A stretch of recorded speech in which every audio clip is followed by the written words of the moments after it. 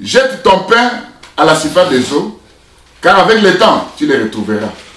Donne-en une part à 7, même à 8, car tu ne sais pas quel malheur peut arriver sur la terre.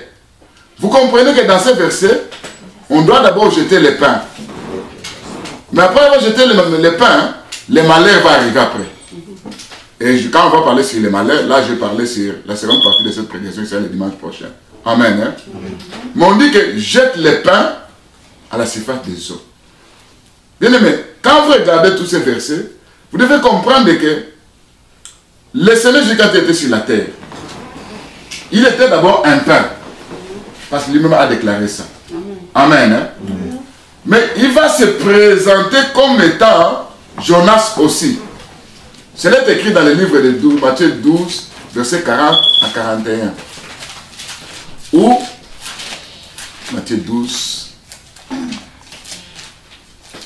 versets 40 à 41. On va lire ces versets. Matthieu 12. Oui. 40 à 41. La Bible est ici. Car de même que Jonas fut 3 jours et 3 nuits dans le ventre d'un grand poisson, de même le Fils de l'homme sera 3 jours et 3 nuits dans les seins de la terre. 41.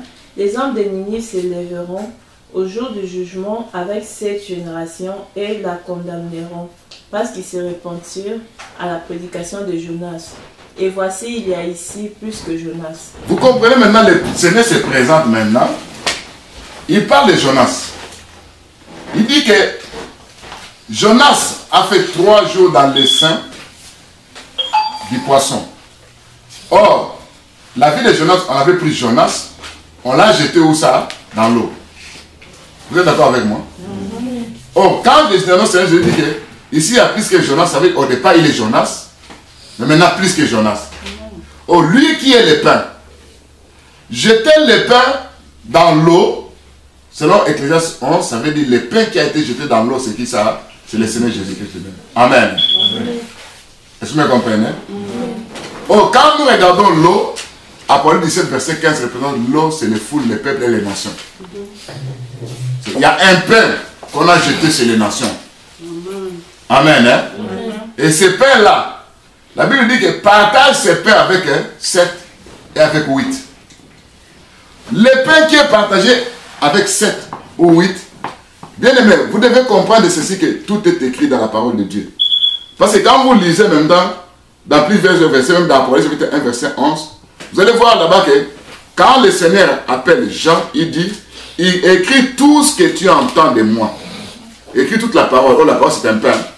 Envoie ça. Où ça? Dans cette église. Vous comprenez que le pain est envoyé où ça? Est partagé dans les 7 églises. Ça c'est Apocalypse chapitre 1, verset combien? 11.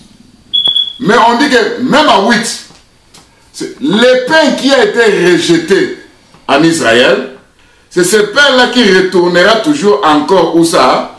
En Israël. Ça veut dire le pain qui est partagé aujourd'hui dans les 7, ce sera le pain qui sera partagé où ça? En Israël, qui est le 8e. Et le chiffre 8 représente sur le chiffre de l'éternité. C'est pourquoi 8 personnes devraient être sauvées dans l'arche de qui ça? De Noé. Vous comprenez bien, les mecs, que parlant du pain, nous comprenons que Dieu, en faisant tout ça, il parlait de lui-même. Donc, le pain que le Père donne, c'était Jésus-Christ lui-même qui était un pain. Vous êtes d'accord avec moi? Je ne vais pas m'attarder là-bas. Maintenant, je pars du côté de qui? Du poisson. J'explique ces choses avant de pénétrer dans la vie des gens. Les poissons, quand vous regardez dans plusieurs livres, même dans Habakkuk chapitre 1, verset 14, la Bible dit que Dieu compare les peuples aux poissons. Et vous allez constater encore que quand il avait appelé Pierre, et quand Pierre péchait, il a dit, je ferai de toi pécheur de qui? Des hommes. Ça veut dire, les hommes sont représentés aussi comme étant les poissons. Mais il y a un exemple qui nous frappe. Cet exemple, c'est écrit dans le livre de Matthieu, chapitre 17, versets 24 à 27. Matthieu 17, verset 24. Matthieu 17, Verset 24 24 à 27. à 27. Lorsqu'ils arrivèrent à Capernaum, ceux qui percevaient les deux s'adressèrent à Pierre et lui dirent: Votre maître ne paye-t-il pas les 2 drachmes? Oui, dit-il.